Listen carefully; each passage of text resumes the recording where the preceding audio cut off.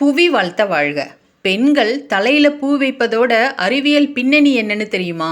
பெண்களின் அழகை பேரழகாக மாற்றும் பூக்கள் அதன் நறுமணம் மூலம் அவங்களோட மனதை அமைதிப்படுத்தி மன அழுத்தத்தை குறைத்து மன மகிழ்ச்சியை கொடுக்குது. பூக்கள்ல இருந்து வரக்கூடிய பிராணசக்தி மூளையின் செயல்பாட்டை தூண்டி ஞாபக சக்தியை அதிகரிக்குது.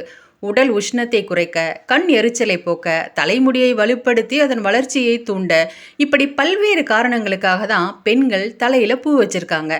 அதிலிருந்து வரக்கூடிய அந்த மகரந்த வாசனை கோபத்தை குறைத்து அதனால அவங்களோட பிபி லெவலை சமன்படுத்துது. உடல் புலன்கள் மூலம் பெற முடியாத தகவல்களை மனம் உணர்வது தொடர்பான இஎஸ்பி அப்படின்னு சொல்லக்கூடிய எக்ஸ்ட்ரா சென்சரி பர்செப்ஷன், அதாவது கூர்மையான நுண்ணறிவில் ஆண்களை விட பெண்கள் சிறந்து விளங்க அவங்க தலையில் வைக்கக்கூடிய பூக்கள் தான் காரணம்னு ஒரு ஆய்வறிக்கையே சொல்லுதுங்க. ஆட்டிசம் பாதித்த பெண் குழந்தைங்களுக்கு தினமும் தலையில் பூ வச்சு விடணும். ஆண் குழந்தையாக இருந்தால் அவங்களோட அம்மா தினமும் பூ வச்சுக்கலாம்.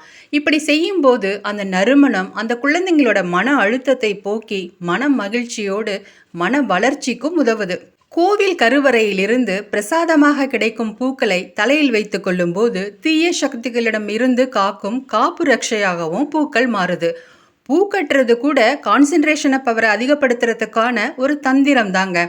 நாகரிகம் அப்படின்ற பேர்ல நம்ம சம்பிரதாயங்களை ஒதுக்காம அதனோட அறிவியலை புரிஞ்சு உடல் நலனை பாதுகாத்துக்கலாமே. மேலும் பல அறிவியல் உண்மைகளை தெரிஞ்சுக்க எங்க சேனலை சப்ஸ்கிரைப் பண்ணி எங்களோட தொடர்ந்து இணைந்திருங்க.